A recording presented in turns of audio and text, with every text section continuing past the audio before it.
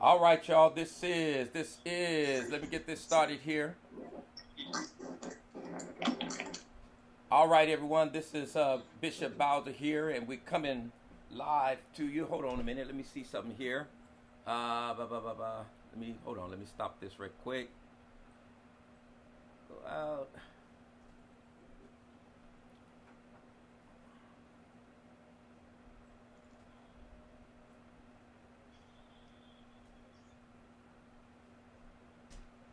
All right, everyone. This is hold on. Let me see here. I'm trying to figure out my. Let me get my thing here. Oh, there we go. Testing one, two, three. Ah.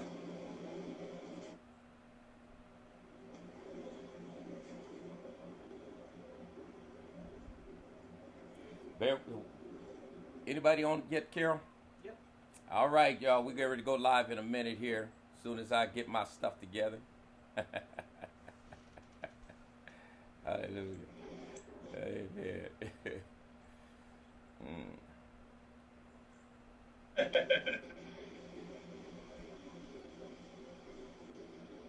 don't know what's wrong with that right now. Why it's doing that? Hold Oh, okay. I see what you did. on. What I do? I see that you're running me on your TV. Yeah, you got it. Now you can see everything that's going on, huh? There you go. There you go. Yeah. All right. I'm trying to fix my podcast here. Uh, see here. Testing one, two, three. Testing one, two, three. Testing one, two, three. Testing one, two, three.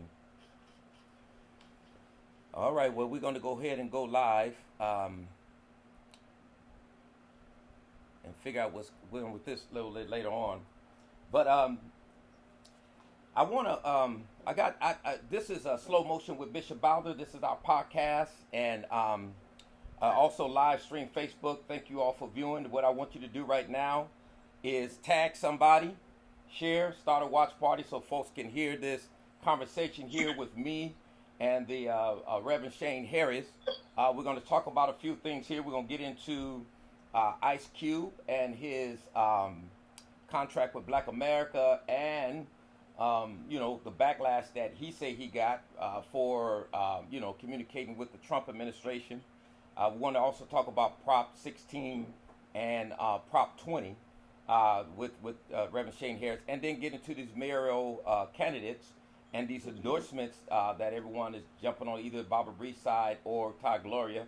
They both competing and saying that they got the strong black leaders' support and so on. So we know how they play around with the black vote, and we want to we want to get into that. All right. So we're gonna go ahead and get started here. And Shane, you ready? You put. I want to see you. We got to see you, man. I am. I can't see you. I am. There you go. I'm back on. Here we go. Here we go. What's up, everybody? So hey, What's man. going on, Bishop? Yeah. It's pretty good, man, to have you on and everything. Thank you for responding and getting with me. Oh, of course. Brother, as I was sharing with you, a lot of times whenever me and you hook up, we get a lot of backlash. People, there are some people that don't like you, some people don't like me. But when we get together and things like that, there's always some kind of backlash every now and then. People want to come in and say some things that Yeah. never really want to have nothing to do with you anytime outside of that. And here's my thing with who I affiliate with and associate with, who my friends and people that I work with. Um, my thing is that I don't tell nobody who they can hang out with, who they can associate with, who they can work with. And there I see a Yeah. lot of folks that I love and that I work with in the community, but they're working with people that I don't really care for, that I see that are straight up crooked, right? But hey, Right. that's what they do. That's their thing. Do your thing, right? So don't bother me, Yeah. about the things that I'm doing and so on. And so, because I'm gonna do what I got to do and when I want to do it, right? So look, Reverend Shane, it's good to have you on, man. And I think you really you kind of like me, just doing your thing, doing what you got to do because you're sticking to the call and what you have to do and everything. And Ice Cube, when I just started reading about it this week. I didn't really know too much about it until this week. Some things came out, and I saw some, I guess some folks retweeted some things that he said, and I saw some of his tweets, and then I went and looked at his tweets, and then I went and looked at his the stories that was written about him and the backlash he was getting, and some of the things that people were saying about him, and him responding back to them. And then I went and read his contract with Black America. I said, okay, let me go read this because, you know, if it's something about black folks, I'm black. I want to know exactly what's happening and what's going on here with this. And, you know, one of the things that he said is that he gave this contract with Black America to the Democrats and the Republicans. The Trump administration responded, you know, made some adjustments to their platinum policy or whatever it is. And with the Democrats, they said they're waiting until after the election to get back with him. And his thing was, and one of the things he said, then I wanted to hear from you. One of the things that that he did say that I do agree with is that, because I faced the same thing when I supported Bloomberg, right? And, you know, 'cause a lot of people didn't like him. Yeah. And really, I broke off friendships. I broke off friendships with a lot of people because of that, because they disrespected me, right? You know, I don't care. You can attack Bloomberg, say whatever you want to say about him. I know, you know, I know he, you know, what he done and things like that. But when you start like trying to attack my character and tear me down because I'm supporting him to make him look bad, you got to make me look bad. You got to make me look bad because you're trying to tear down this person. You don't want him to look, you know, like, hey, Bishop Osborne, what's going on here? So they have to feel like they have to tear me down, right? And disrespect me, things like that. And I just, one thing I don't play with anybody is disrespect. And that's the thing I appreciate about you. You know, we disagree, we argue and the whole shebang, but you always are respectful. And even when you feel you cross a line, you come back and apologize, and we'll get things right. Same with me. We'll get things and right. I've had to do that a lot of times. Well, we grow and we learn. Me too, man. I put my foot in my mouth all kind of times and stuff. So with it, I put my foot in my mouth a lot of times. So with Bloomberg, and not so much Bloomberg, but with me, one of the things that I said about Bloomberg was like, you know, because they say he's a racist, he's this. I said, well, aren't all of them? You know, whether you're Democrat, Republican, don't all of them got a racist past or done some things that are really extremely against black people and so on? And so that was one of the things that Ice Cube said when they was attacking him for Trump. He was like, well, all sides are really racist. There's not a person you could support that's not tied into this racist system in some kind of way. So what are you talking about? We just got to look at those, not so much what they say, but what they do, right? It's about what people do. So what is your thoughts on this Ice Cube scenario? Well, first off, Bishop, let me thank you for having me on. And, you know, one of the things that I know is that you have taken a lot of flack from standing next to me at many cases, which is probably why I don't see you too often anymore. But we can talk about that another time. What I do want to say, Bishop, is that I have taken a lot of steps to try to right some of the wrongs that I did as a young activist, and even over the course of the last few years. I made a lot of mistakes. I put my foot in my mouth a lot of times.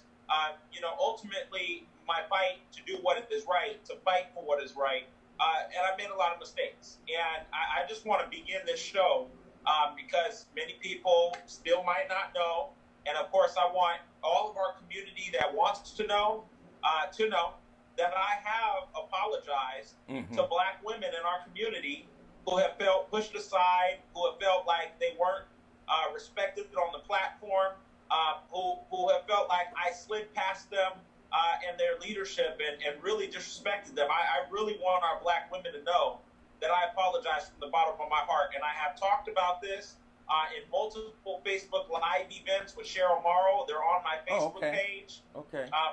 For those of you, No, go ahead. I'm sorry. Go ahead. I was just agreeing with you. For those of you who are out there who wants to know on record, where do I stand on the issues in regard to black women feeling pushed aside, neglected. And let me say this, Bishop. Black men in general, I think black men owe black women an apology on a broad level, because there have been a lot of times that we have pushed out our strong women leaders. So, but I want to say directly to the black women in our community and to the people in our community that I have taken steps, and I have started to take steps to try to work on those mistakes and those bad grievances. And I met with Tasha Williamson, I met with Kim Moore, and other Black women in our community, and have tried to take steps. I may not be perfect, I may not be where you need me yet, and that's okay. And sometimes I may not be where you want me ever. But I'm going to keep trying. I'm going to keep making the effort to do better, be better. And I think that all of us have that responsibility. But it is on me to take responsibility for my actions. So I wanted to start your show like that because I want people in our community to know that I certainly take every grievance that Black women have had in Southeast San Diego seriously. And wherever those concerns are, I want to talk to you. If you don't want to talk to me, that's fine too. But I want you to know that I apologize, that I'm taking steps and actions to do better in regard to respecting the Black women leaders Amen. Of our community and not making you feel left aside or pushed aside. And some of those Black women I have even recuperated with and started to try to work on things with. It's a slow process, but it's going where it needs to go. And like I said, I met with Tasha Williamson, who had many issues with me over the years and probably still does. But how I talk about them and how I deal with the issues now are different, under a different tone and under a different perspective. And so I certainly think that it's beholden to all of us, Bishop, as Black men to do better. And I want to do better as a Black man in regard to our Black women. So I just want to say that at the outset. Okay. Because there have been Black women in our community who have felt pushed aside, who have felt like I didn't respect their leadership. And I came in to all of this very young and made a lot of mistakes, which is why I know that I need to address them and grow from them. And that's what I'm trying to do. So I hope that women and leaders in our community forgive me for the mistakes I've made, for the times you felt brushed aside wrong.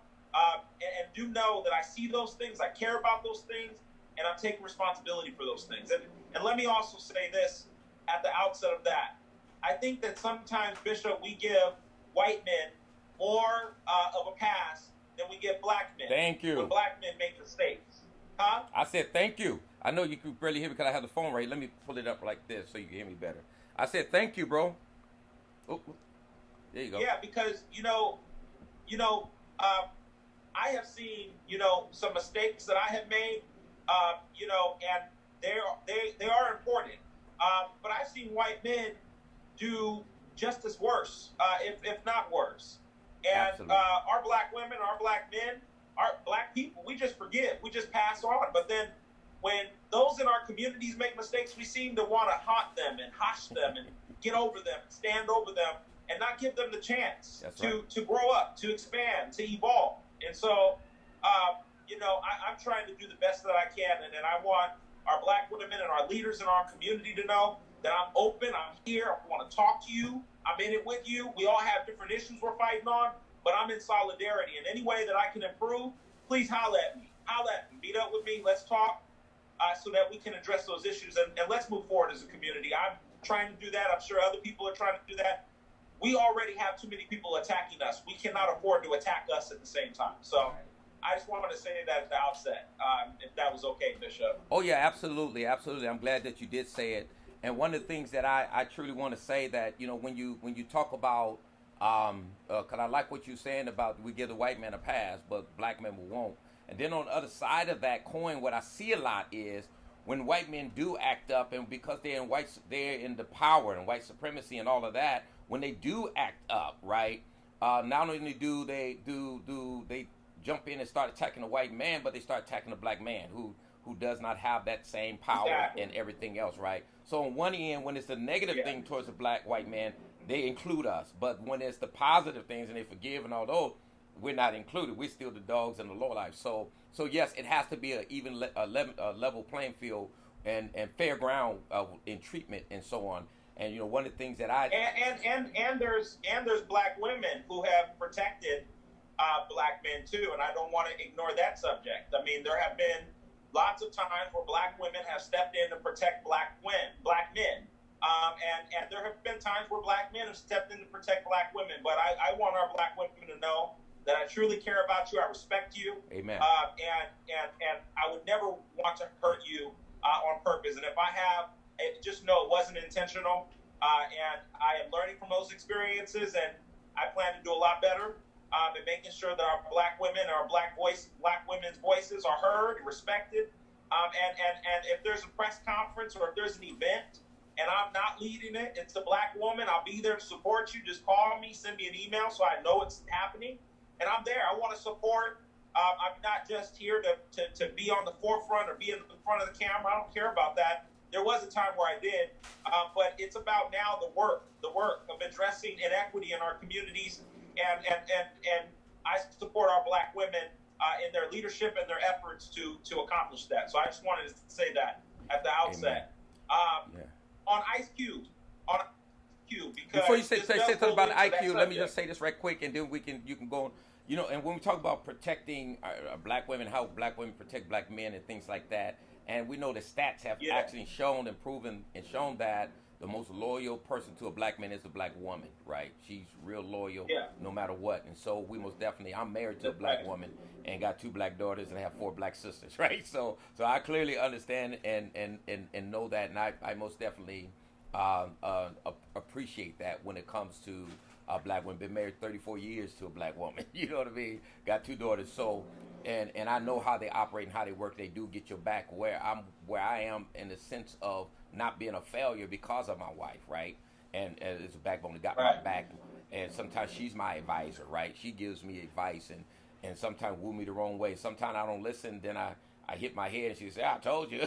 They see things we can't see. And they're there to be that suitable help me, right? To help you and, of course, help her along the way too and things like that. So I appreciate you saying that. The only thing I issue that I have sometimes is that don't include us all in the negative, right? Because when they were having that saying, we can't protect you and be your target at the same time, like, who are you talking to? Because I never hit my wife.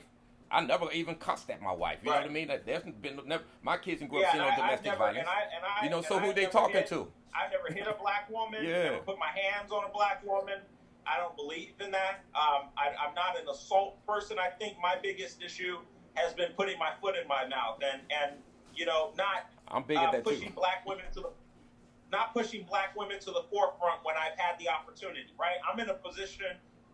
Have been in a position of some kind of power, right, or some kind of leadership, right. And sometimes, as black men in the movement, we push our black women aside. We don't give them the platform, and those are the mistakes that I made, and not hearing those black women out, and sort of just moving very quickly in my activism and passing everybody so quickly, including black women. So I just want our black women to know I'm here. You got my ear. It might have took you some time. My apologies, but I'm here to talk, and I'm totally willing to build with you and respect you on the platform. So I just want to hit that at the outset. Okay. And you know what? Before I go to Ice Cube, there's a lot of history there, right? I mean, I grew up without both of my parents. And so obviously there's a lot of trauma there. And then, absolutely, I grew up in the foster care system, and I didn't experience the better side of black women in the system. I was raised by, a couple of foster parents, and one of them happened to be a black woman. And there was a lot of bad history there and a lot of abuse and neglect. So I think that a lot of that experience sort of spilled into my adulthood, and I've had a lot of reframing to do in my mind about the trauma of my childhood, and I've been dealing with a lot of that and seeing a therapist. I encourage my black brothers out there who God is there, Jesus is real, but get you some therapy. It's good, it's healthy. I'm trying to do it. I've talked to a therapist. I'm going to continue talking to therapists and trying to deal with my mental health. I think it's something that we all have to do.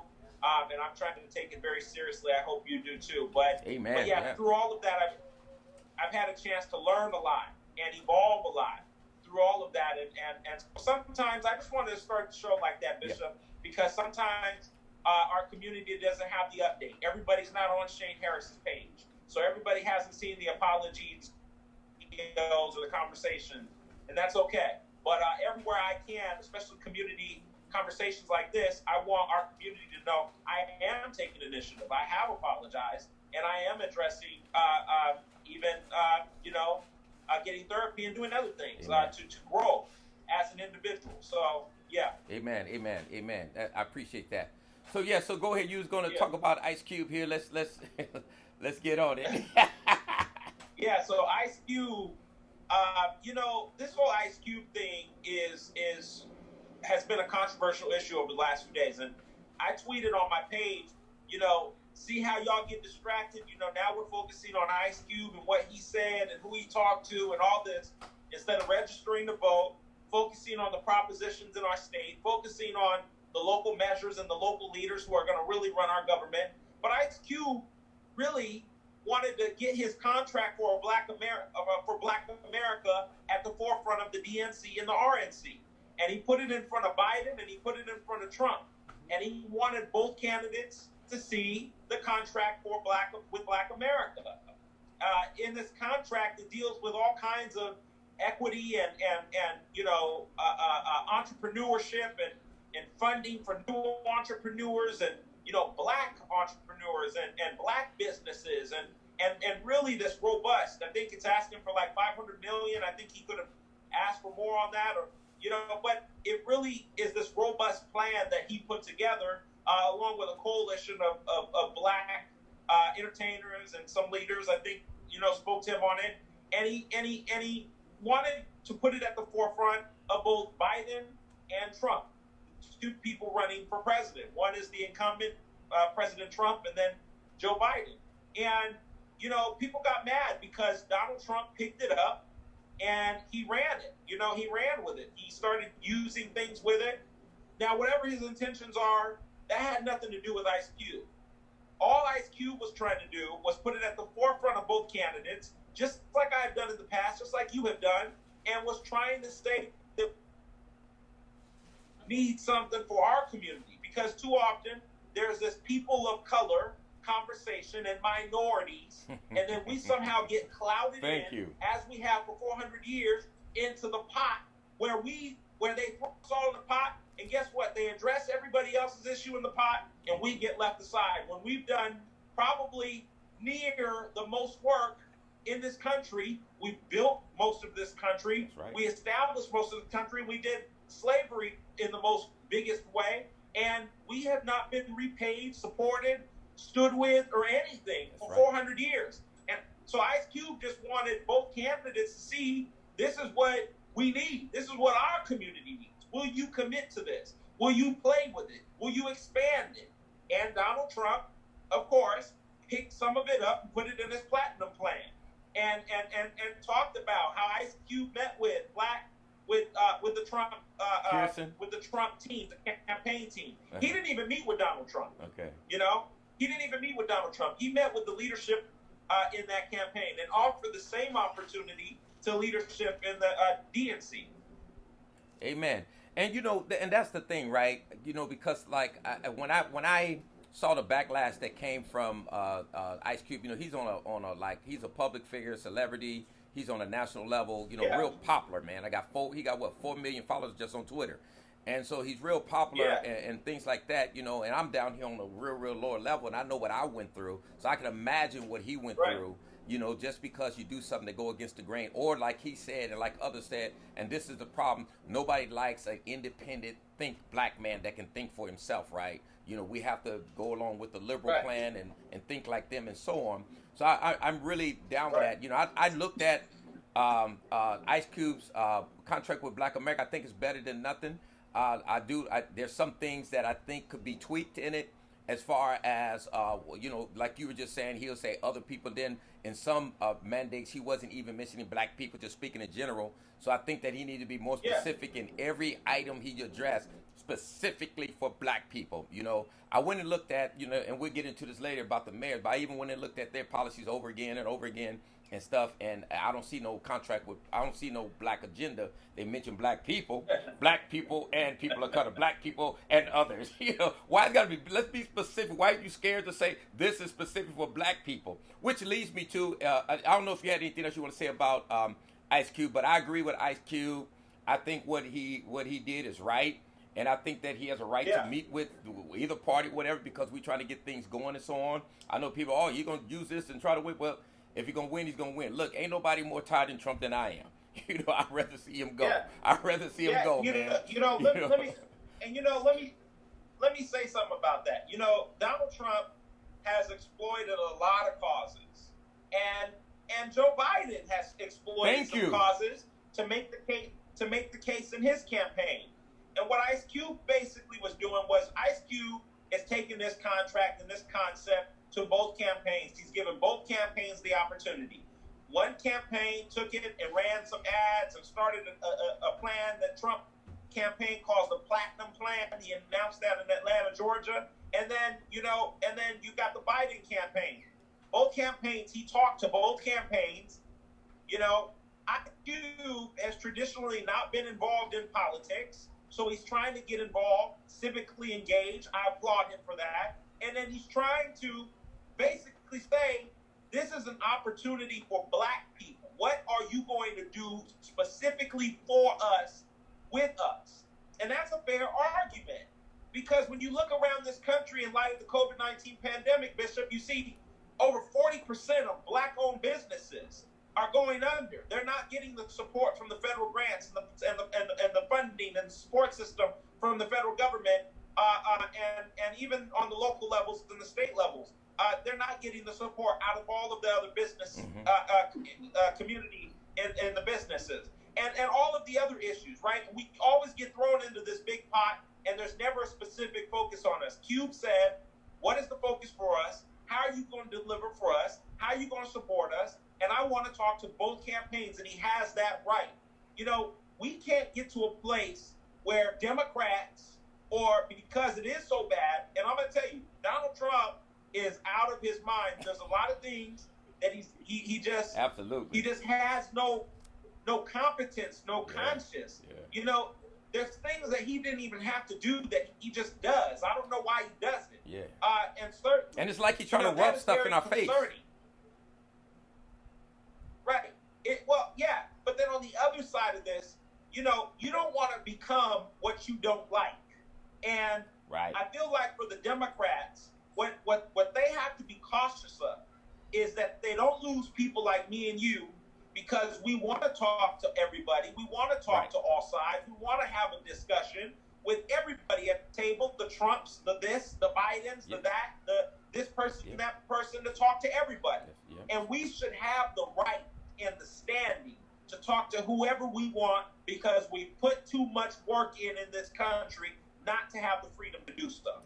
Absolutely, I agree with you 100%, 100%, because it goes right locally. Like when you talk about people like, what's her name, Kristen Gasper, or Nathan Fletcher, or like with me, I'm out in East County, so the choice I have is from what's that guy named Voss or Haas or whatever his name is, and Joel Anderson, right? Yeah. And so and so hey, look, I had a conversation with Joel Anderson and so on. I feel he's more criminally reform-minded than any of them, but all of them are pro-police, and I think that's part of the problem, and not so much being pro-police, but what is part of the problem is people think that just because you're for reform, you're against police, right?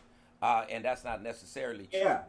And so I know people who are abolitionists. They believe in abolishing the police department, right? And so I don't step in the way of that if that's what they want to do. And so as long as you have a system to replace it, that will work for all of us. That's the way I feel about it. But right now, nobody's not moving that way. From right here, right now, we can still talk about it, but all you're doing is talking about it, because ain't nothing going to happen right now. And so we got to sit down and talk with both sides. We got to sit down and try to have some power at the table when we're trying to move things, right? And so the only way you're going to do that is to sit down and talk with people, get people to understand where you're coming from, and try to move them a little bit. in the right and, in the and direction we people want to and go. people that you disagree with, That's what I'm talking and about. people Yes. that you disagree with. Absolutely, Right. absolutely. So, having said that, I'm for Ice Cube, what he's doing and so on. I know he can tweak his plan, but hey, he's doing something, and he brought a conversation to the table again, and he's also supporting ADOS, and so on. He mentioned and talked about that, which I think is good because ADOS, what I like about them and their leadership from the perspective of their black agenda. I mean, they really nail it down. They really bring it and make it clear to you. They've done the research and so on. And when you done that, hey, ain't nothing I can say. I mean, I don't agree with everything that some in the leadership is, but I do agree with the platform. That's for sure, 100% Yeah. with Ado's platform. Also, I think like when we shift to these propositions, right? When you talk about these propositions, Yeah. there's a lot of propositions out there, and I know that some are debatable, like Prop 15 on one side, other side. But there are some that that I think is important, and I want to talk about it. Is especially Prop 16 and Prop 20 because this, at first when there's a couple of things. Well, would you mind if we started with Prop 15? Go ahead, sure, go ahead. Okay. So, Because I know you oppose it, right? So here's the thing. I'm for it. So here's the I'm thing. for it. I am opposing Prop 15, and here's why. Bishop, we have seen the suspension rates of black youth in San Diego Unified School Districts. The highest suspension rates out of all of the other races, African American youth, and particularly black foster youth. That was at the top of a study that SDSU just did. Over 40% of black youth are suspended within San Diego Unified School District. When you take that to a state level, it gets worse. Here's what I'm concerned about. Over 40%, I believe, over 40% of our tax dollars, and Prop 15 is basically would collect taxes from us and going to multiple spaces. One of them would be the school system. And I believe over 50% of those funds would go into the education system, public education. My concern is that they say Prop 15 is going to not affect small businesses. It's only going to affect the Disneylands and the big businesses. $3 million or more. State. Yeah. Right, $3 million. But here's my concern, Bishop, is that the same way AB 5 was implemented, which I believe was... Did you agree with AB 5? Really. Huh? Did you agree with AB 5? Absolutely not. Me Absolutely neither. not. It was implemented. It was implemented the wrong way. Lorena Gonzalez did not do enough homework and did not do enough, gathering information and a support base around AB 5. And she's been under a great amount of pressure from journalists, from Uber and Lyft drivers, from people in our communities who are just not for the way AB 5 was implemented. And Todd Gloria co-authored that legislation, but I can talk more about that later. Here's what I'm saying. Yes, I believe we need to fund our public education system. Absolutely. I believe that we need to fund our firefighters and those, our first responders and all of that. Yes, I believe we need to fund our public education system. What I don't believe in, Bishop, is a top-heavy public education system that is not focused on addressing the disproportionality and the racial bias within our school system. And I don't believe that giving my taxpayer dollars to a piece of legislation that I don't know will actually not affect small businesses, because too many think that that's not what's going to happen. NAACP, California State, is against this legislation, and the National Action Network, among so many other groups, are against this because it has been very clear that it will affect small businesses. It says that it won't affect small businesses, but that's not going to happen. We all know that's not going to happen. Realistically, it's going to affect small businesses. And the small businesses in the urban epicenters are already beat, already struggling, have already not gotten the support. Now, to add another tax on top of them, to me, is a fraudulent way to fund our public education system. There are multiple ways we can fund our public education, and some of the other things that Prop 15 says it would fund without hurting our small businesses. How do you think it would hurt the small businesses, though? How do you think it would hurt the small businesses when you talk about the small business? I think that it will hurt the small businesses because it talks about it will tax the big companies. But, Bishop, at the end of the day, a lot of these measures always start with it's going to attack the big companies, but it always comes down to the small businesses. The small businesses who make just the amount or near the amount, the small businesses who have already been struggling, who have already been dealt hand. Property tax increase it is not racist. It does not choose big and small. It is going to affect people who own properties, and that includes small businesses. Their funding and their taxpayer dollars will go into a public education system that this proposition has not committed to addressing the racism, the history. When the black suspension rate's up, why would I want to invest in a public education system that is not going to address its problems when it comes to race? You know? And so if I'm going to invest more into a system, I want to make sure that system is going to address racial bias. I want to make sure that system is going to address the suspension rates, where black youth are the highest. I don't believe investing in that kind of system right now is a smart idea, which is what most of Prop 15 funding will go toward. And then I do believe that it will affect small businesses as well. I believe small businesses will be taxed, and they cannot afford it right now. And so I just think it's a bad way to implement funding into the public education system. Let's find another way to do it. I'm encouraging citizens to vote no on Prop 15. I got you. But Prop 6. Well, let me just say a little bit about Prop 15 right quick. And I've been on both sides of the aisle on Prop 15, right? Because I don't want to see small businesses get hurt. But at the same time, we do need to make sure that everything is fair. There's a fair playing field. And right now you have millionaires, billionaires, right, getting away with scot-free nothing. They got buildings that they are not paying.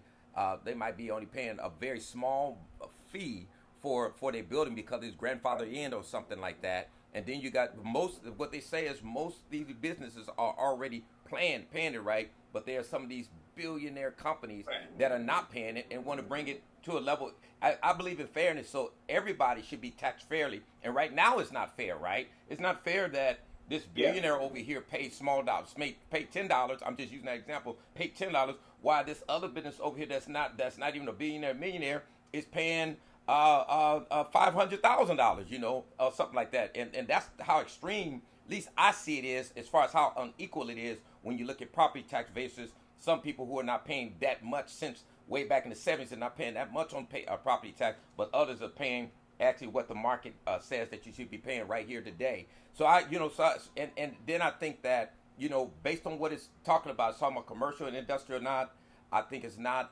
agricultural commercial, but just the industrial commercial, and it doesn't affect residents, and it doesn't affect the small businesses unless they make $3 million or more. I believe that that's the way it's going to be. Now, I do agree with you 100% on the up, and that's why you probably started there, because I agree with you 100% when it comes to the schools and the money being distributed fairly. I don't think it will. I really don't think it will, and I think black people will still be left behind on that part right there. So that's why I've always been torn between that, but I lean towards supporting Prop 15, but that's not one of those props that I will argue and vehemently for because for me, I was on one side, I'm against it too, and then I heard the other side, that's not bad, I'm for it, so I've been back and forth with that one. But Prop 16, I think, when you talk about Prop 16, at least from my perspective, when I first heard it, I was like, nah, man, black people still gonna be left out on that too. You got people like Lorena Gonzalez, others that's pushing for it, and so on, and women and other different folk, they push it because they know they're gonna benefit from it, right? But here's the thing that kind of absolutely. Here's the thing Lorena Gonzalez wants to run for Secretary of State. So certainly, I know that She's investing more money into Prop 16 than she is into money against Prop 22. She's investing more money into Prop 16. And I applaud her for that, but I certainly know there's motives here. Yeah, absolutely. And so my thing is that, like, I'm for a black agenda, right? And yeah, and when they talk about affirmative action, that's everybody, you know. But the thing that I did hear, right. I heard one brother say something that did, like, move me towards supporting Prop 16, right? What he said is that this opens up the door where you can specifically do something for black people, right? So when we pushing a black agenda here in California, things like that, if we get this passed, then we can for sure push specific things in government for black people, right? Whether it's the mayor or whether it's the government or whatever. No, affirmative action say you can do something specifically for black people. So that's why I'm supporting it. I'm not supporting it in general because of what they do in general, but what it can lead to specifically, that we can start calling on them to do specific things for black people in policy. But we have to have that written in policy, not just so much affirmative action, because we know that any policy that's been passed that's supposed to benefit black people are the last people that benefit from it. And everybody else step on top of them to get ahead, right? And so we know that that is true. So my thing is that with this one is that what it opens the door for us to do some more work and get some other policy passed. Because if we're pushing a black agenda, we need to make sure that there be no kind of loophole where they can say, well, we can't do it because this law, that says we can't do anything. We can't do something specific have preference for a race. Now you can if Prop 16 passed. And that's what I like about it. And people say, oh, well, that's discrimination. Well, I don't care, if it's discrimination. So what if it's discrimination? Black people are discriminated against since we've been in this country. You just talked about that, right? So, they'll do that. Why they don't talk about that? The disparity and the racial wealth gap between black families and white families. Go ahead. No, absolutely. Prop 16 is a yes on my ballot. And I encourage every San Diegan and every person in the state of California to vote yes on Prop 16. What it essentially does is it overturns Prop 209, which was the worst disaster of public contracting and affirmative action that happened in our state's history. Governor Pete Wilson was the lead of this disastrous Prop 209. It was disastrous. And let me tell you, the unions for a long time liked Prop 209 in many cases because it did not put restrictions on unions, corporations, and the construction sector for people to hire a diverse workforce and for that to be counted and for there to be a law in place to ensure that. So the erasing of affirmative action in California led to a lot of disparities among black construction workers, a lot of disparities among, the education system, and you name it. So what this does is it puts in place a law that would require corporations and sectors, the construction sector, the education sector, to have and bring on and approve students and bring on contractors, a diverse coalition of everyone on your workforce, in your school, affirmative action. It's so needed in the state. The erasing of affirmative action was disastrous for our state, and this is the way that we can now overturn this horrible law that should have never been passed and should have been overturned years ago. We've had a Democratic supermajority for years, but they would not champion this. Assemblymember Shirley Weber, during this moment, which is the right time, I believe, with George Floyd and everything that has taken place in this country, questioning racial justice, Shirley Weber, our great assemblywoman, found a path to get this through or bring this up to the platform during this moment. And there's a large coalition getting behind it and a large coalition supporting this. And this is the way we can overturn the horrible, wrongful taking away of affirmative action. Affirmative action essentially makes businesses and schools and sectors have to hire and bring on a diverse workforce, have a diverse classroom, and we need to ensure that we pass Prop 16 so that we can see diverse schools, diverse workforces, diverse labor, diverse a lot of things across our state that would be diverse with the passing of Prop 16. Who's opposing Prop 16? I've seen that that there are some the former one of the former deans of Berkeley and various folks in the education space in the UC system have come out, and there's some in the construction in the labor realm who haven't been so vigorous or against it. And the reason why they are afraid is because, Bishop, this will mandate that they have to bring people in based on the color of their skin. Essentially, that's what this does, and it makes sure that they have diversity, and they're afraid of a law like that. One of the former deans of Berkeley is saying that this would be a horrible idea because they're already graduating a ton of students of color and they don't need this law. Well, I disagree with that. A law needs to be put in place to make sure that all of these sectors have more accountability when it comes to their workforce and when it comes to their schools. That there's more accountability on affirmative action and specifically diversity. Amen. And so when we talk about Prop 20, I agree. I'm for Prop 16. Let's vote. Let's get it passed. Let's vote on it and get it passed. All right. Right. Now Prop 20 is another one that is on the ballot. I'm against Prop 20 because it rolls back all the reforms that we have done, even AB 109, Prop 47, Prop 57. Prop 57 basically deals with direct filing with youth, and also cut people's time once they've done their actual time, cut out the enhancements and so on that they may get with good time served. And of course, Prop 47 with the 6 different felonies that were reduced to misdemeanors that were kind of like petty crimes, writing bad checks, stealing something, and if it's over if it's under $950, it'd be a misdemeanor. They're trying to reduce it back to $250, where to be a felony again. It's almost like they're taking us backwards and want us to lock people back up again in these prisons. And I find that I find that like these police folks are pushing this, and prosecutors, different folks like that are pushing for it, but it's a bad idea and it's a bad thing. And I know you support Prop 20, don't you? No, I mean you against. I'm sorry for misrepresenting that. You oppose Prop 20, right? And why? Tell us why. Absolutely. I wholeheartedly oppose Prop 20, and I encourage every San Diegan and every person out there to vote no on Prop 20.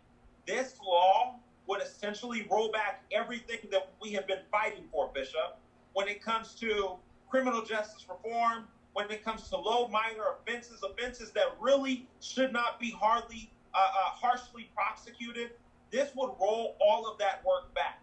This would put criminal justice reform on the back burner for California, and it would essentially make a Newsom administration and a state that is supposed to be moving forward on these reforms, not moving backwards. This is supported by a bunch of prosecutors, by a bunch of people in law enforcement, and what they did, they're smart. They let a bunch of law enforcement review and criminal police reform measures pass through. But then they're over here pumping all this money into Prop 20. And it's because they want to see an increase in the jails. The jails, they are starting to lose people because California is moving toward becoming more reforming in the criminal justice.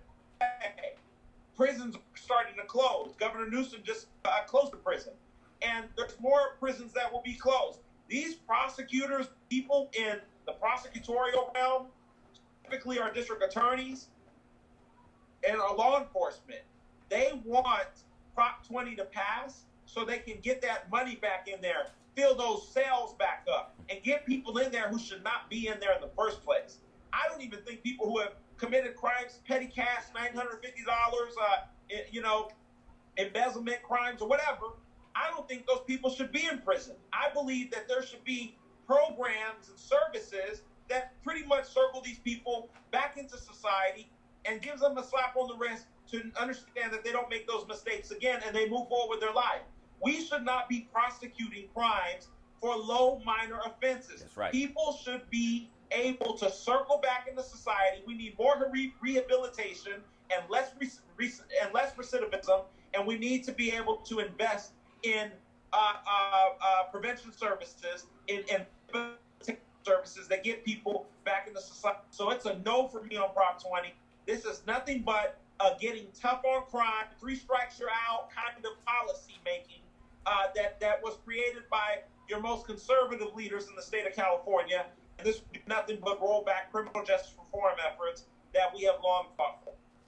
Yeah, so who do you know in San Diego in law enforcement that's supporting it? Anybody come out and supporting it publicly? Any of the sheriffs or the prosecutors? Anybody? I haven't seen police? Oh. I haven't seen any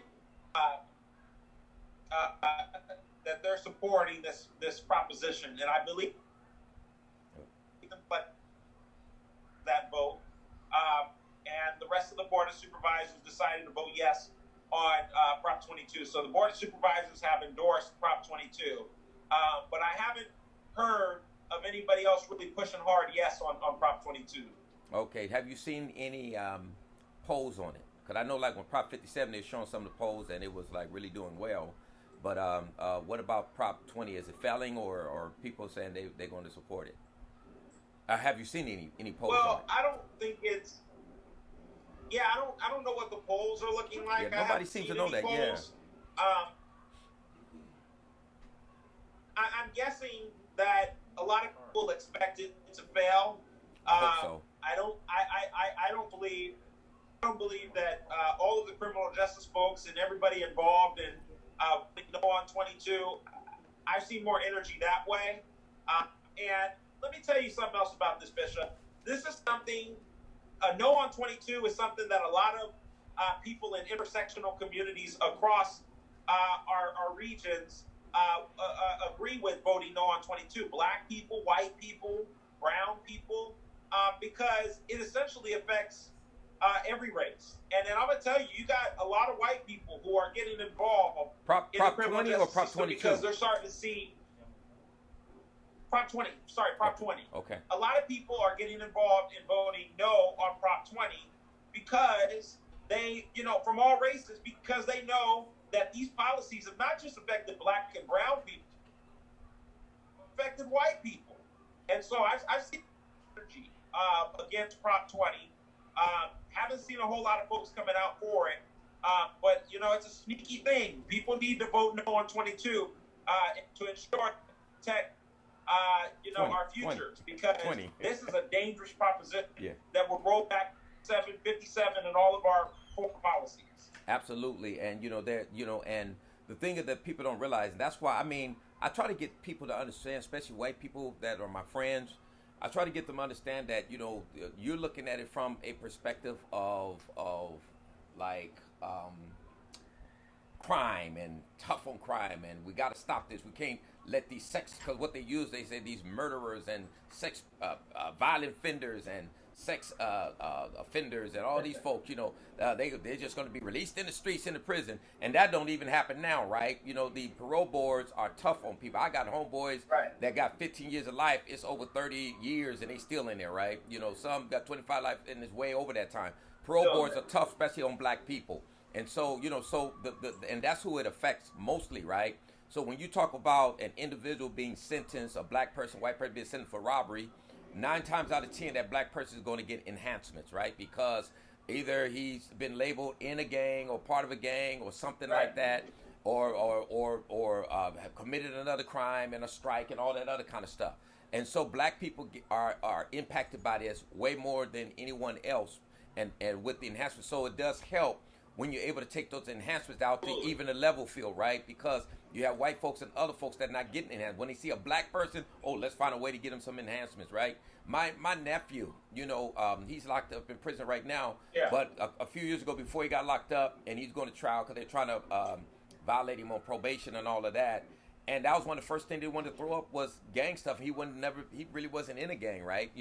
And even the the judge was like, well, this is not a gang thing, is it?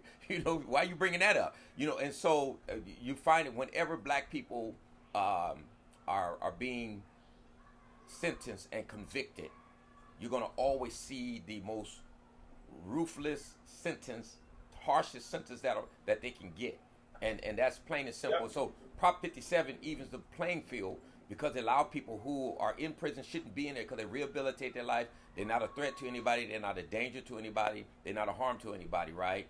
And they still get out. My sister's in prison right now, and under Prop 47. It really should have been a misdemeanor, right? But she bit someone, so then it becomes a felony. So even now under Prop 47, they still can charge you with a felony if you do certain things, right? Because if you steal something and in the process somebody gets touched in the wrong way, that's a felony. And so we don't need these to roll somebody back. Gets what? Huh?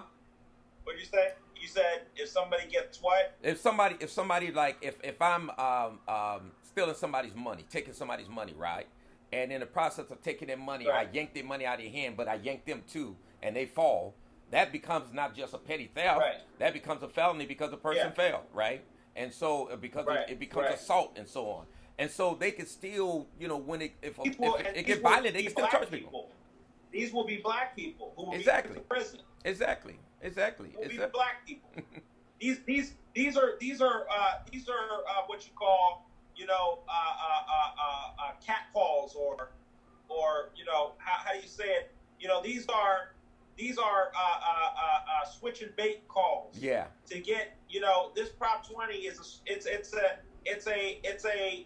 call to get more black people locked up. That's all that this proposition is, and I encourage people to vote no on it. Amen. So the last thing I wanted to talk to you about is the mayoral candidates race, right? Because I was reading an article today in the paper in regards to Todd, Gloria, and Barbara Bree both saying they got all these different endorsements and stuff, and I saw your name in there, and I saw a lot of other highly influential black influentials and popular people either on one side or the other, right? And on when it comes to the mayoral candidacy. So with me, I haven't, I'm really not. I'll work with anybody to do right, unite with anybody to do right, nobody do wrong, as Frederick Douglass said. But I haven't, I'm not in support of either one of these candidates. I don't think that they're doing talk, but when it comes to shove, and it comes to dealing with specific things for black people. I thought you endorsed Todd Gloria. No, I like Todd Gloria, but I didn't endorse Todd Gloria. Because Todd Gloria. Oh well, he's running you as an endorsement. I didn't see that. When you see that? Where you see that at? He ran you as when? He ran you as months ago.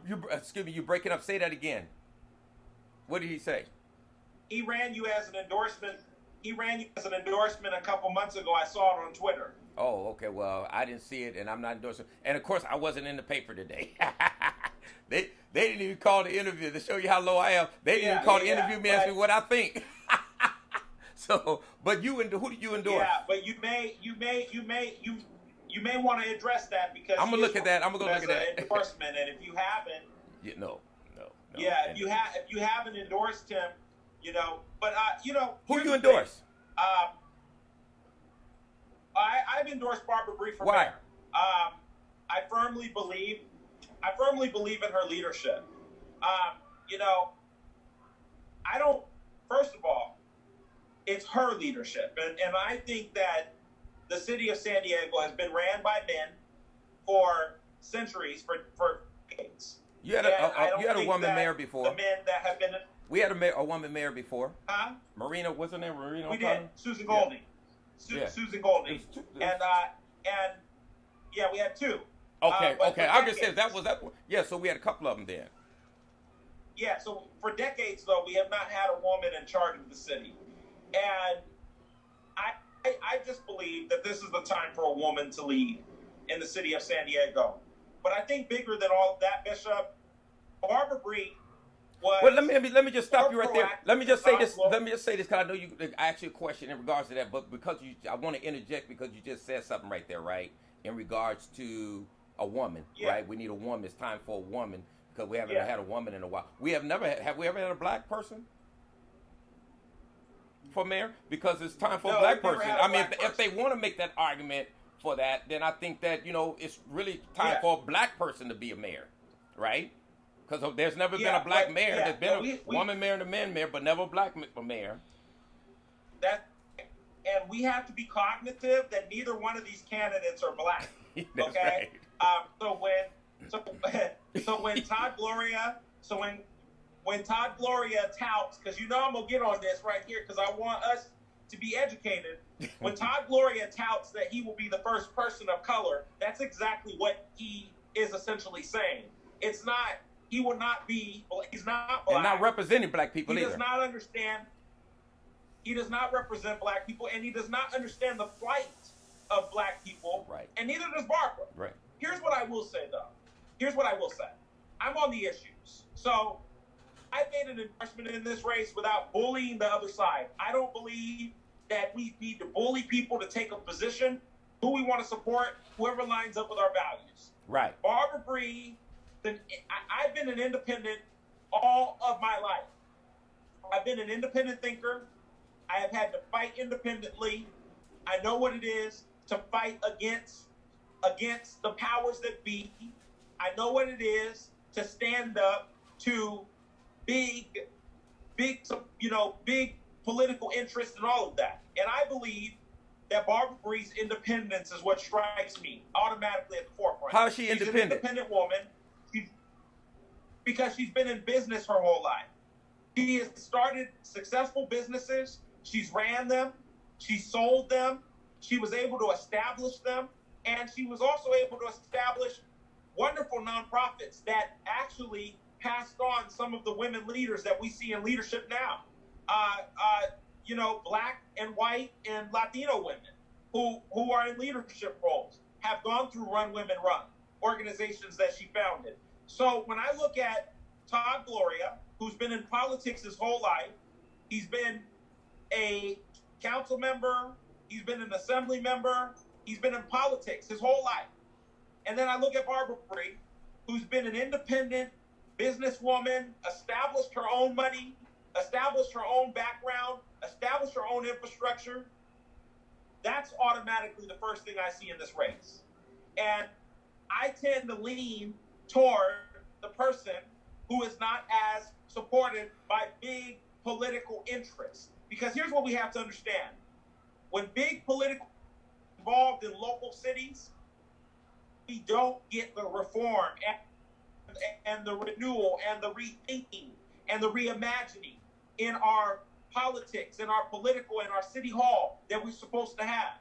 And Barbara Bree is not bought by Facebook and all of these big money. She's bought by her own money. She's established herself. She's been able to build herself, and she has her own money. So that automatically strikes me. She's not bought by the unions. She's not bought by any of that. But here's a couple of points. In 2018, Bishop, Barbara Bree was one of four council members who was fighting to establish an independent police commission. She believed in 2018 that the Citizens Review Board in the city of San Diego was weak and didn't have the teeth that it needed, and she believed that subpoena power and independence must be in a police commission. She supported that in 2018. She only had 4 votes, so she could not get it. It could not pass in 2018 because there was only a few that voted for it. She brought it back and fought for it to come back in this year, which she voted this year to place Measure B on the ballot, which would create the city's first independent police commission with subpoena power. Barbara Bree was among the first in the county to support AB 392. And she has been a continuous person who has have a strong perspective on bringing community policing back to the forefront in this mayor's race. She's been the only one who has brought a policy forward saying that she will ensure the San Diego police has to hire and recruit in the communities that they want to police in. That is a big thing. Todd Gloria has not committed to that effort specifically. She has a policy. Bishop, she's the only one in this race that has a policy on how she's going to connect a education system that quite honestly has failed our children because of the COVID-19 pandemic. These kids that are 5 and 6 and 7 and 8, they're having a hard time on Zoom and on these video conferencing, because I'll tell you, if I was 5 years old, 7 years old, I wouldn't want to be going to school on no Zoom.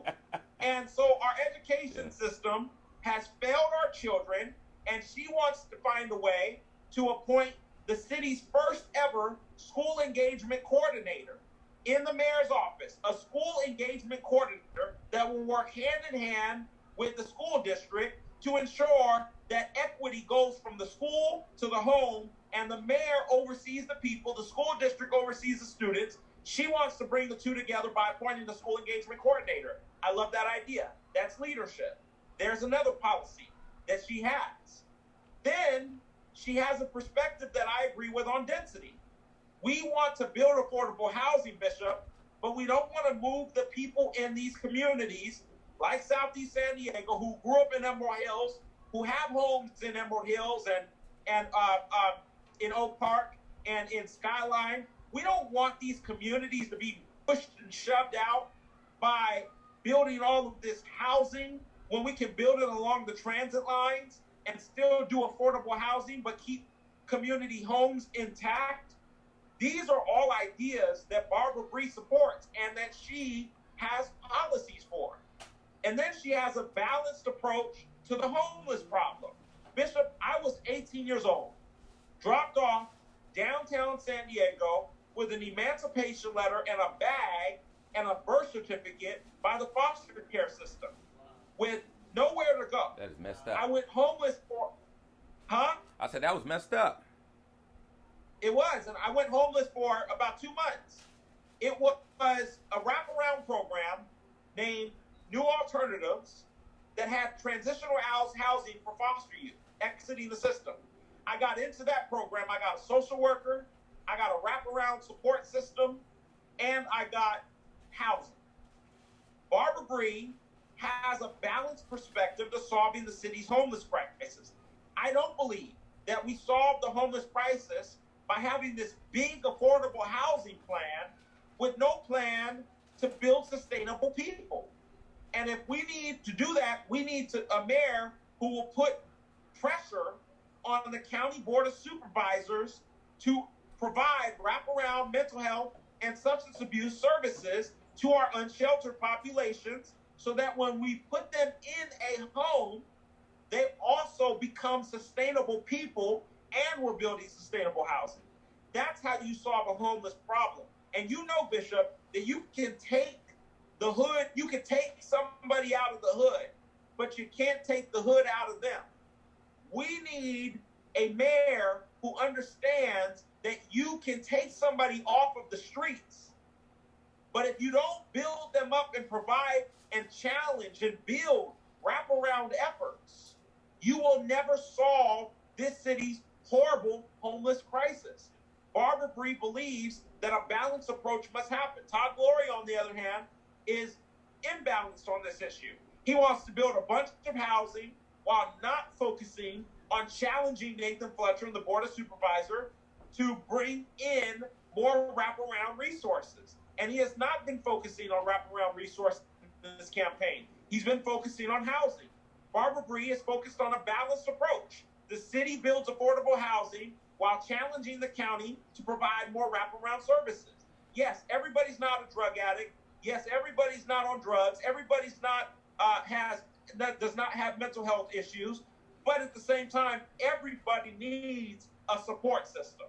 And the county can provide those wraparound resources to our homeless population. We need to think strategically about how we solve the homeless problem, not just do something because it looks good. And I think that has been the long problem with the city of San Diego. Todd Gloria is endorsed by Jerry Sanders. He's endorsed by on multiple levels by some of the same establishment that has been the problem in San Diego, Kevin Faulkner. has been a problem for San Diego, and he's done a horrible job. We don't need somebody who's going to continue the legacy of these two breathless giants who have done nothing to address systemic racism, who have done nothing to address job innovation for communities south of the 8, who have done nothing to address homelessness. We don't need that to continue. We need a new approach, an independent approach, and I believe Barbara Bree is that approach. So here's the thing. I know that Todd, Gloria, and Barbara Bree, they agree on a lot. I know with the housing and how they build them and all that kind of stuff, they disagree on, and there's a couple of things. But for the most part, they kind of look the same, right? My thing is a couple of things with Barbara Bree and Todd, Gloria, right? So because I know you're pushing Barbara Bree, I'm not pushing either one. But it's number one with when you talk about police reform, right? Neither one. When you talk about the commission on policing and the CRB or whatever terms we want to use to call that and so on, the thing we must not forget with that is that it was Monica Montgomery that pushed that, and I don't believe it would have got through if Monica Montgomery was not on the PSLN and pushed that through, and so not Barbara Bree.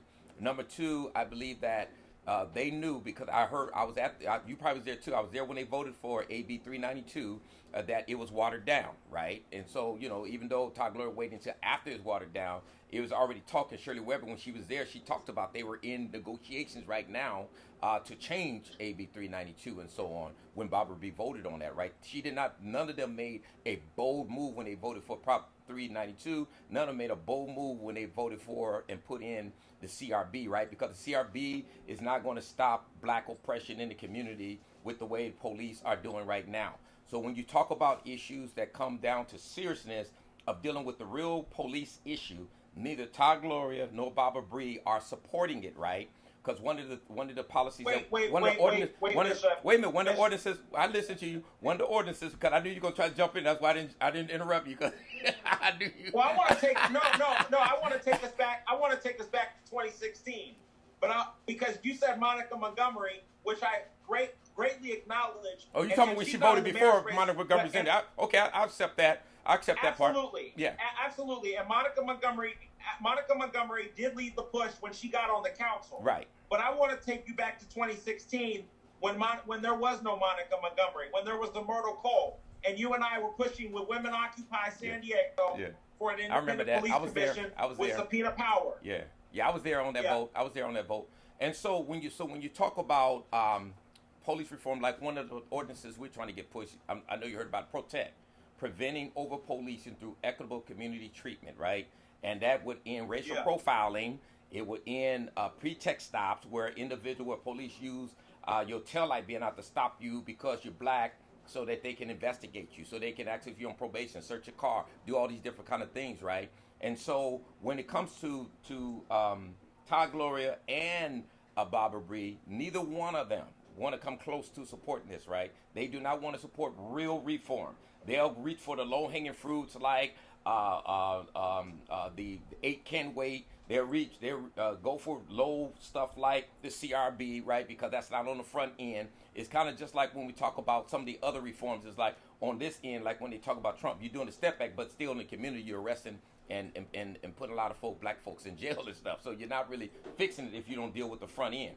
And so we must deal with the front end first. And that's the thing that Barbara Bree and Todd Gloria do not want to deal with, because both of them, I'm going to be honest with you, both of them are scared of the police union. They're scared of the police one way or another. Even though Todd Gloria got endorsed by the police union, Barbara Bree is trying to reach to those people who support police. And so in this city, because when people are going to vote, they're going to make sure that you're supporting police. That's why neither one of them say, I don't support defund the police. I don't.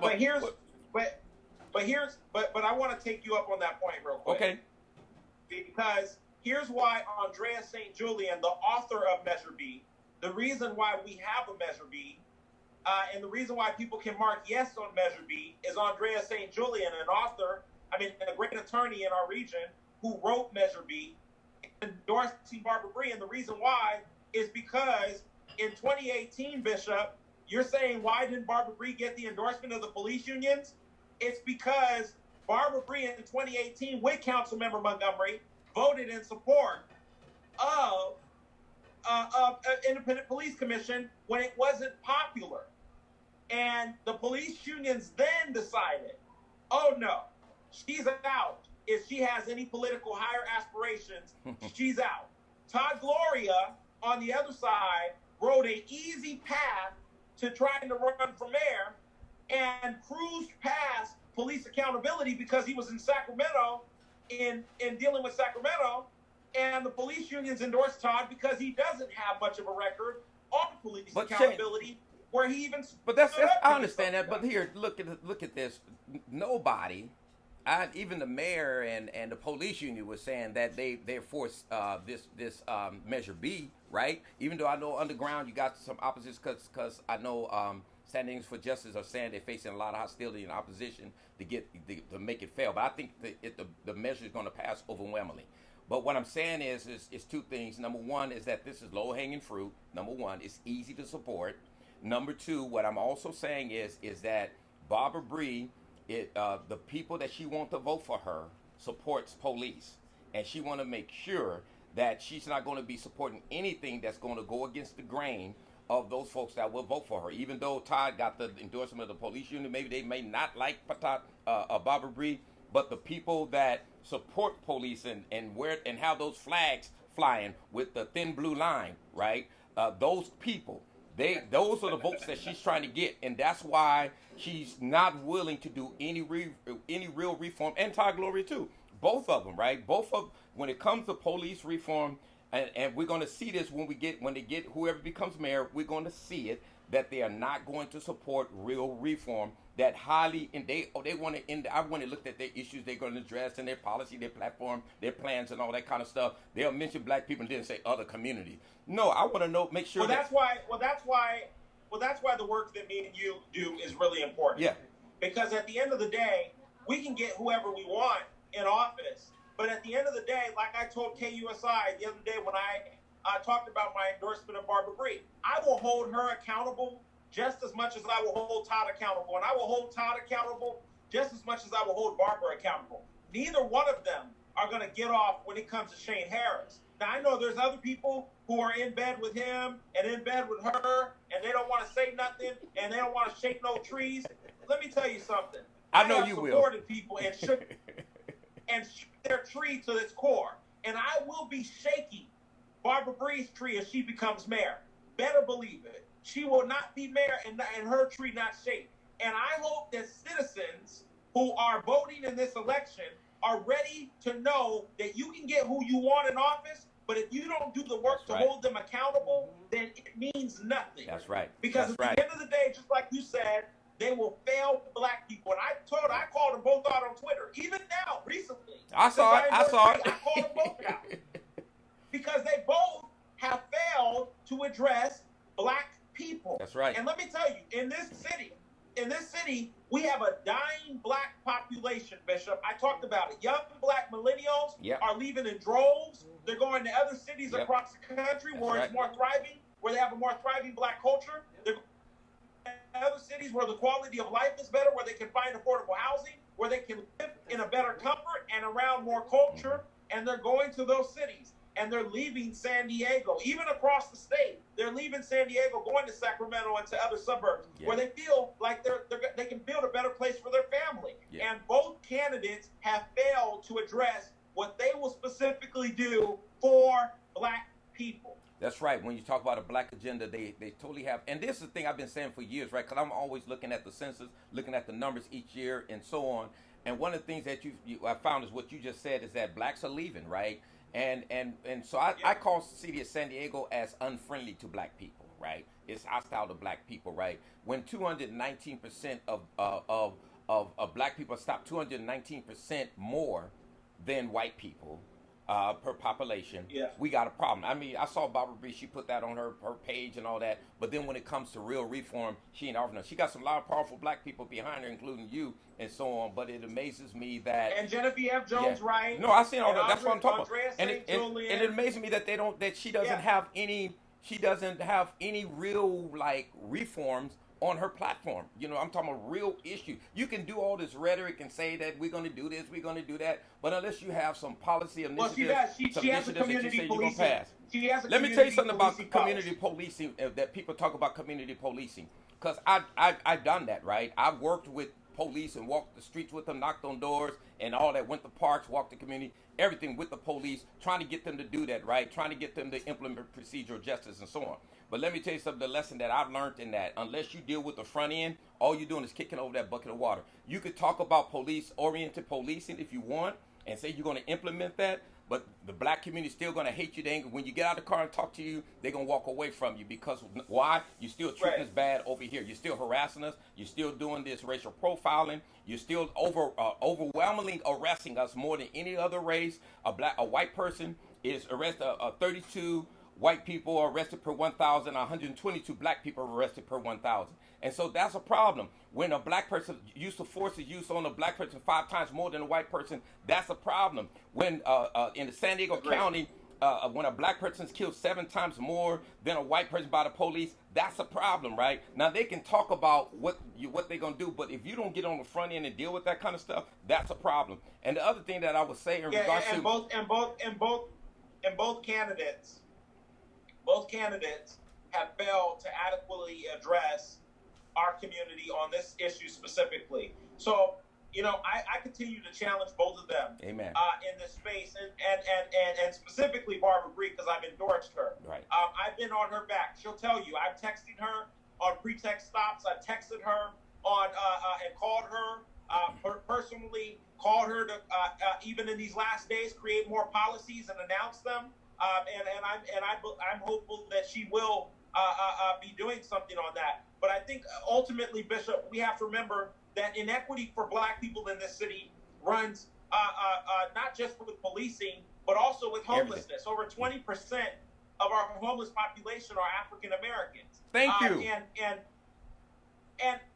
And over 3% of the population, we found out through a partnership that the People's Alliance for Justice and the Regional Task Force on the Homeless partnered earlier this year for the first time ever. We are counting the home population to see how many in the general homeless population were once in foster care. We found out that 3% of our homeless population in San Diego was formerly in child welfare, who also admitted to being in child welfare at one point.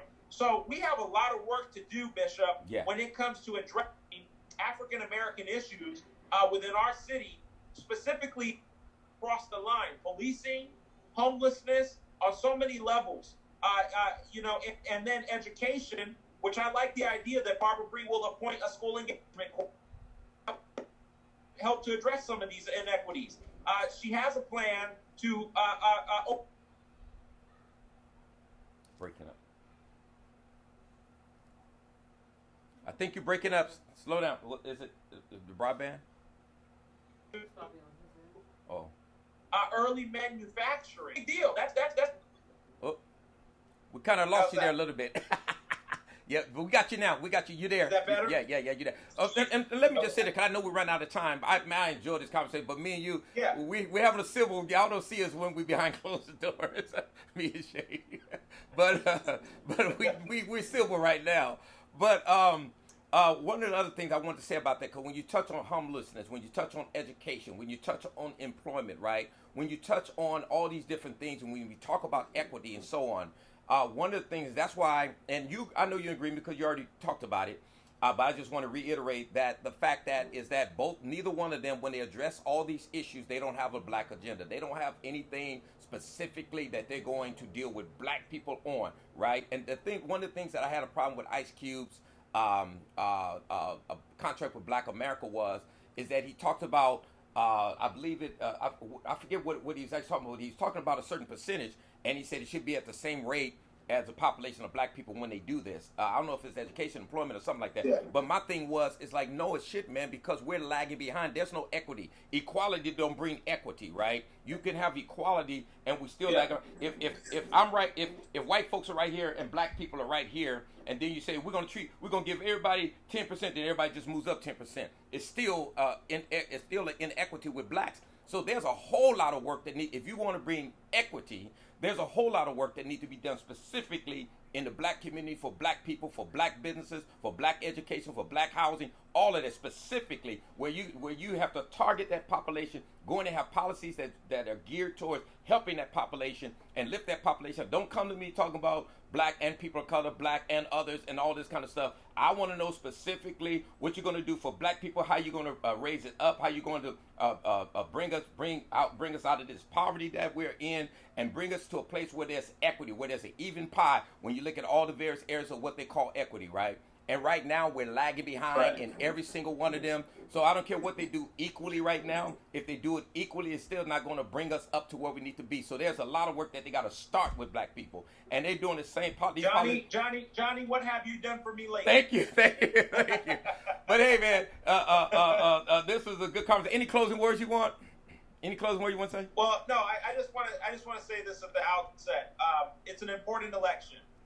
And I hope that people out there understand how important this is and get involved, get registered. Tomorrow's the last day to register in California, October 19th. You can register all day tomorrow, and you can visit the Register of Voters office here in San Diego. You can also do it online. Just look up Register to Vote San Diego. You'll find resources there on Google. And ultimately, I want to encourage people. Vote your interests. Yeah. Vote for who connects best with who you are. Right.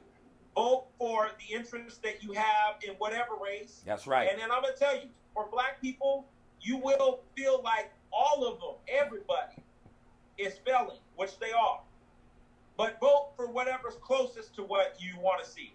And then push those people down the ballot to the policies and the reforms that you want to see when they get into office. But it is your decision. It is ultimately on you. And let me tell you, with this mayor's race in San Diego, which I believe is the single-handedly most important race in the county beside District 3 County Board of Supervisors, is because that's another race that's going to determine a lot.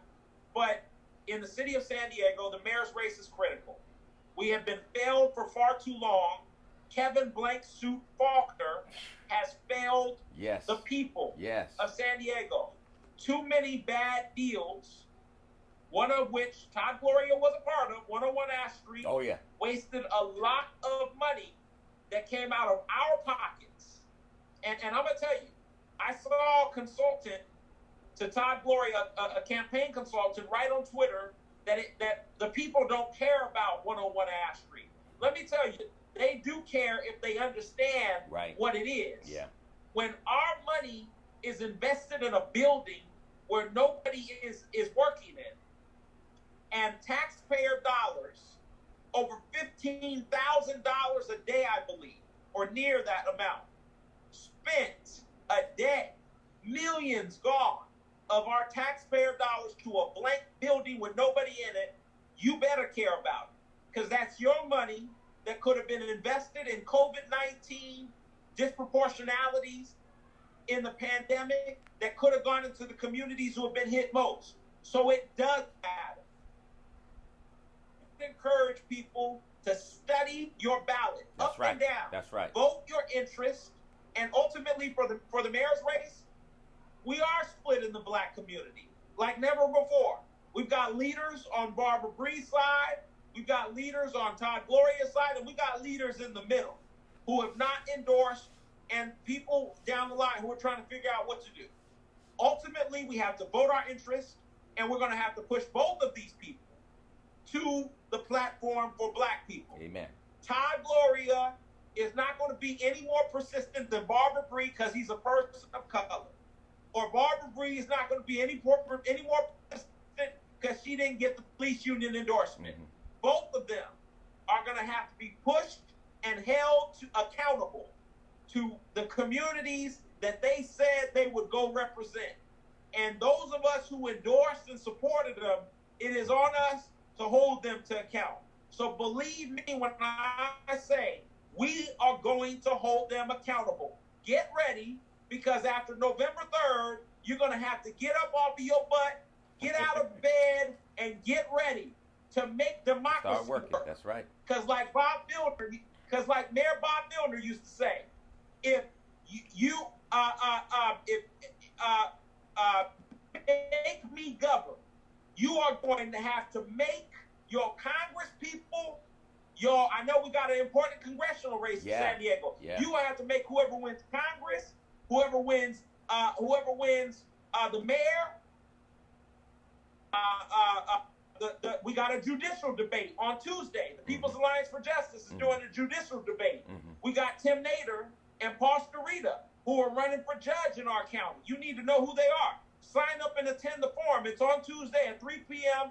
via Zoom. You can go to peoplesallianceforjustice.net and sign up at the top of the page. Whatever you do, get engaged, study your ballot, and get with it, because you are going to have a lot of work to do come November 4th, because you're going to have to vote. You're going to have to hold everybody who wins accountable to the communities that you represent, and they said that they would represent. So get ready, because the real fight is after November 3rd. That's right. And that is what we're going to have to get ready for. Amen. With that said, we're going to go ahead and close out on Slow Motion with Bishop Bowser, the Shaphat Outreach Podcast. And, of course, this video is posted on Facebook. So please share it later on. And when we finish, you can share it and so on. And we'll be issuing our podcast a little later on once we edit and get it together and so on. We'll be getting that going. But thank you. Councilwoman Monica Montgomery for council president in the city of San Diego. Amen. Amen. You guys are something else, man. Because I shouldn't say it was you, but a Voice of San Diego made a statement that she may not want that, because it's been very unsuccessful with the rest of the presidents that took over. They didn't get too much done. And yeah, things like it's that. a tough job. And I'm like, I agree with that. I agree with that too, right? So. I know you got in trouble in the past when you call people out, even those who the community don't care if they do right or wrong, they're going to still defend them and stuff. But we still got to do that, right? I don't care who it is. I don't care who the president is. If they don't do right, we got to call them out. At least I am. I'm nobody gets a pass with me. And that means Monica Montgomery or whoever. How you do it. Now, Jim Campbell's running against her now, right? Yeah, I heard. And you know what? And what I will say is it's how you call people out. Yeah. I don't agree with everything Councilwoman Montgomery does. And I don't agree with anybody on everything. Right.